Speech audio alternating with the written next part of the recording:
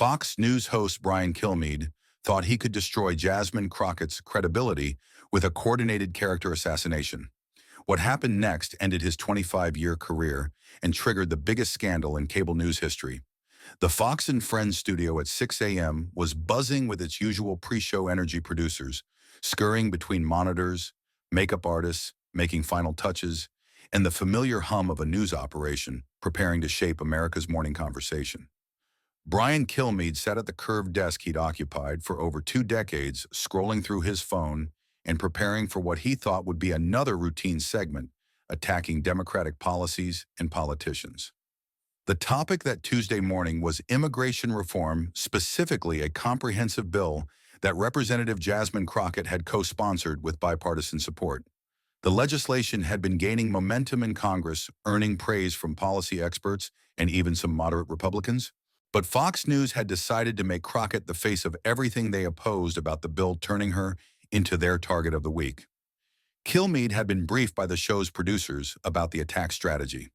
They dug up quotes from her early career as a public defender, found social media posts from her college years, and compiled what they called a comprehensive profile of her radical background. The goal was simple: destroy her credibility so thoroughly that her policy positions would become irrelevant.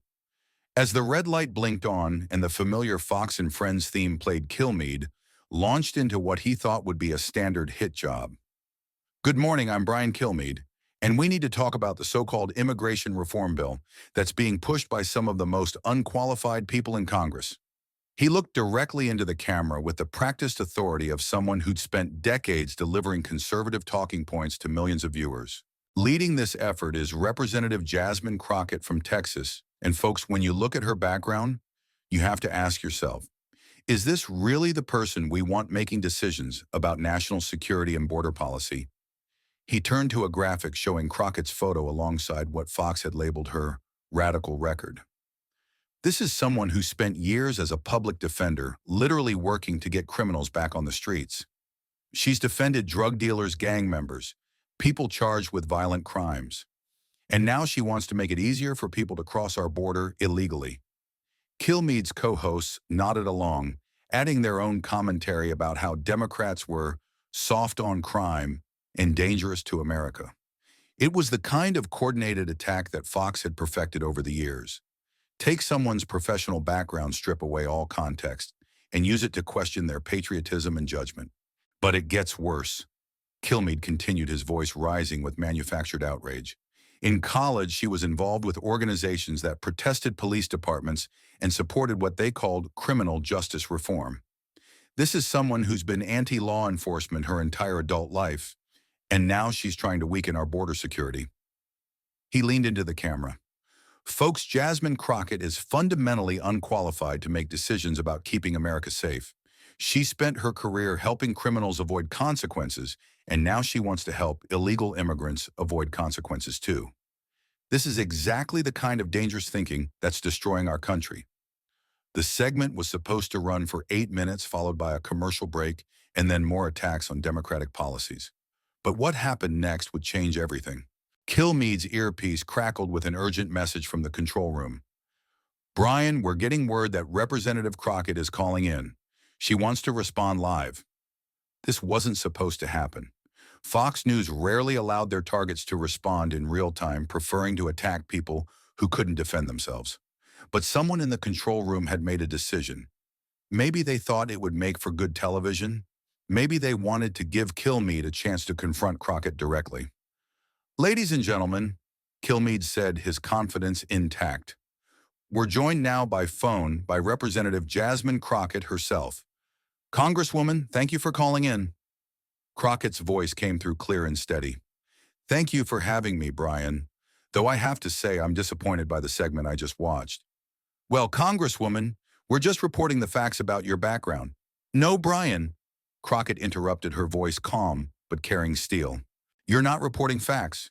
You're engaging in character assassination, and you're doing it in a way that shows you fundamentally misunderstand both my background and the American legal system." Kilmeade tried to regain control. "Look, the facts are clear. You spent years defending criminals. I spent years defending the Constitution." Crockett cut him off. As a public defender, my job was to ensure that every person accused of a crime received competent legal representation, regardless of their ability to pay. That's not helping criminals avoid consequences. That's upholding the Sixth Amendment to the Constitution. The studio fell silent except for the hum of equipment. This wasn't going according to script. Brian, let me ask you something, Crockett continued. Do you believe in the presumption of innocence? Do you believe that people accused of crimes deserve legal representation? Because those are fundamental principles of American justice, and your characterization of public defenders suggests you don't understand that. Kilmeade tried to interrupt, but Crockett wasn't finished. You mentioned that I defended people charged with violent crimes. Let me tell you about one of those cases, Brian. I represented a 19-year-old kid who was charged with armed robbery. The prosecution's case was built entirely on a single eyewitness identification made under questionable circumstances. Her voice took on the tone of someone who'd spent years in courtrooms. I investigated that case thoroughly, found security camera footage that the police had missed, and proved that my client was at work 20 miles away when the crime occurred. An innocent teenager didn't go to prison because I did my job. She paused. But according to your logic, Brian, I was helping criminals avoid consequences. In reality, I was preventing an innocent person from being destroyed by a system that makes mistakes. The control room was in chaos. This wasn't the defensive response they'd expected. Crockett was systematically dismantling their attack while educating viewers about how the legal system actually works. Now let's talk about your other claims, Crockett continued. You said I was anti-law enforcement because I supported criminal justice reform in college. Brian, do you know what criminal justice reform actually means? Kilmeade tried to answer, but she didn't wait. It means ensuring that our justice system is fair, effective, and constitutional. It means addressing racial disparities in sentencing. It means providing rehabilitation programs that actually reduce recidivism. It means making sure that law enforcement has the training and resources they need to serve communities effectively. Her voice grew stronger. I've worked with police officers, prosecutors, and judges throughout my career. Many of them support the same reforms I do because they want a justice system that actually works. But you've reduced that complex policy discussion to a bumper sticker attack about being anti-law enforcement.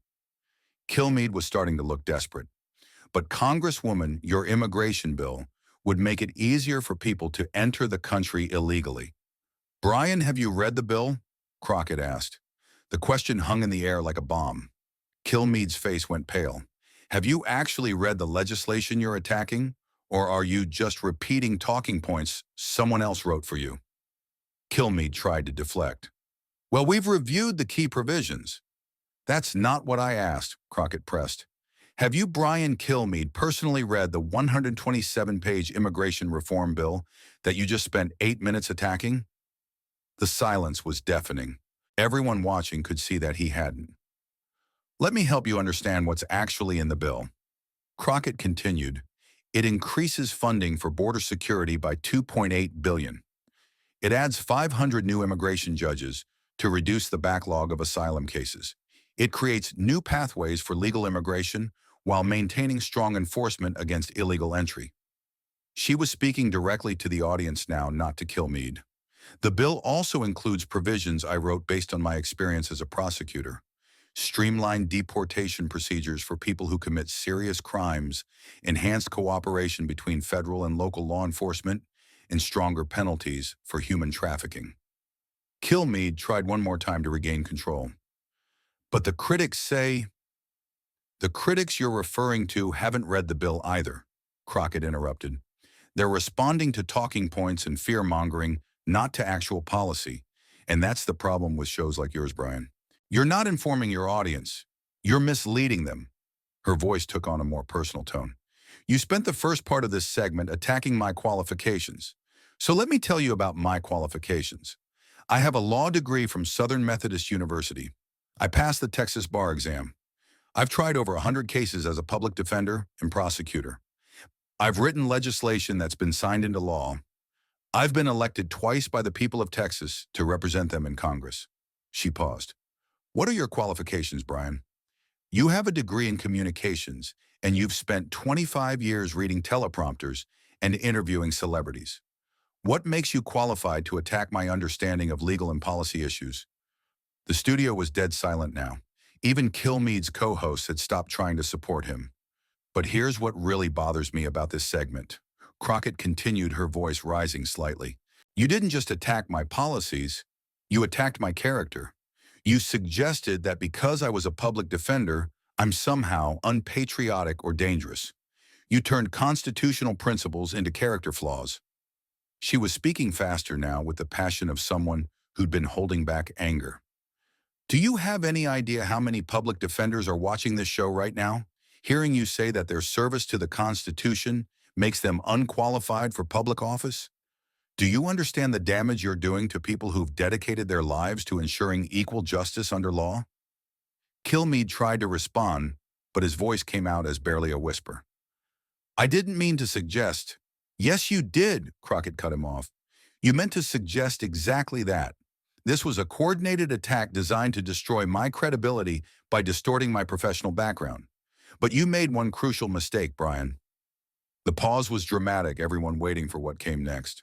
You assumed I wouldn't fight back. You assumed I'd let you define me on your terms using your distortions. You assumed that because you have a big platform and I'm just one congresswoman, you could say whatever you wanted without consequences. Her voice dropped to almost a whisper, but it carried more weight than any shouting. You were wrong. And with that, she hung up. The studio sat in stunned silence for what felt like an eternity, but was probably only 10 seconds. Kilmeade stared at the phone. His face pale, his usual confidence completely shattered.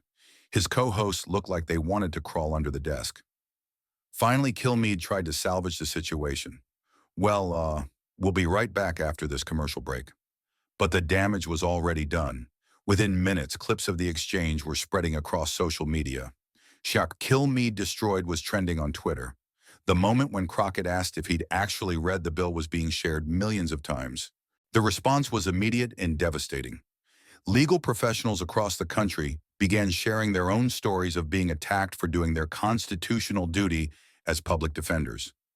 Law professors started fact-checking Fox News's claims about the immigration bill.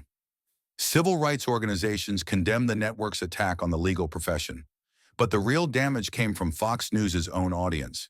Viewers who'd trusted Kilmeade for decades were shocked to see him so thoroughly outmaneuvered by someone he'd claimed was unqualified.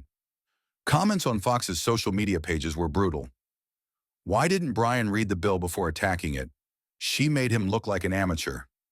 I'm embarrassed for him. Within 48 hours, the story had grown beyond just one bad interview. Journalists began investigating Fox News's research practices, finding a pattern of attacks based on incomplete information and deliberate distortions. Media watchdog groups compiled reports showing how the network regularly misrepresented public defenders and criminal justice reform. More damaging was the scrutiny of Kilmeade's own background. When reporters dug into his qualifications to comment on legal and policy issues, they found exactly what Crockett had suggested: a communications degree and decades of entertainment television with no expertise in law policy or governance.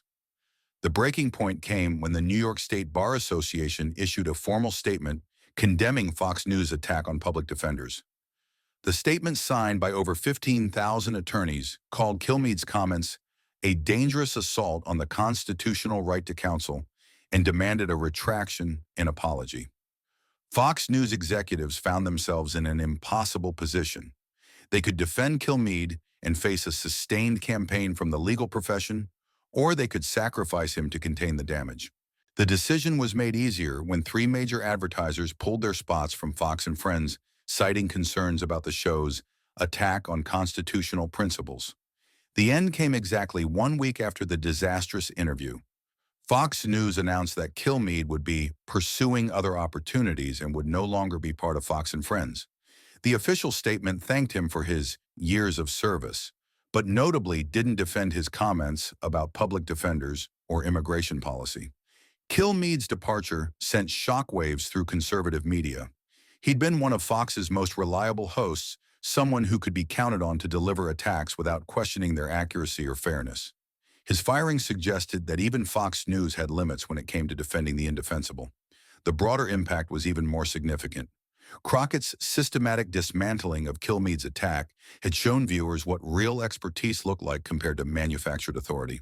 Her calm, factual responses had made his emotional attacks look petty and uninformed. Law schools began using the exchange as a teaching tool, showing students how to respond to bad faith attacks on their profession. Public defender offices reported increased interest from law students who'd been inspired by Crockett's defense of their work. The immigration bill that had been the original target of Fox's attack gained significant momentum after the controversy. Moderate Republicans who'd been hesitant to support it began reconsidering, partly because the attacks against it had been so thoroughly discredited. 6 months later, Kilmeade was working for a small conservative podcast with a fraction of his former audience. His reputation as a serious news figure had been permanently damaged by his encounter with someone who actually knew what she was talking about. In her first major interview after Kilmeade's firing, Crockett was asked if she felt vindicated. "This was never about personal vindication," she said. "It was about defending the constitutional principles that make our justice system work." She paused. Brian Kilmeade spent 25 years on television attacking people who couldn't fight back effectively. But when he tried that with someone who understood both the law and media manipulation, his whole approach fell apart. The interviewer asked what she'd hoped to accomplish with her response. "I wanted to show people the difference between actual expertise and performed authority," Crockett replied. "Brian had a big platform and a confident delivery, but he didn't have knowledge or facts. When those things collided, knowledge won." The lesson was clear. In an age of social media and instant fact-checking, credibility attacks can backfire spectacularly when they're based on ignorance rather than evidence. And when someone with real expertise confronts someone who's been coasting on platform and persona, the truth has a way of exposing years of manufactured authority in a matter of minutes. Brian Kilmeade thought he could destroy Jasmine Crockett's credibility with a coordinated character assassination based on distorting her professional background. Instead, she exposed him as someone who didn't understand the Constitution he claimed to defend, the legal system he claimed to support, or the policies he claimed to analyze. His firing became a perfect example of institutional accountability in action, proof that even powerful media figures aren't immune to consequences when they're caught spreading misinformation by someone who actually knows the truth. And Crockett's response became a masterclass in how expertise, preparation, and moral clarity can triumph over platform privilege and propaganda.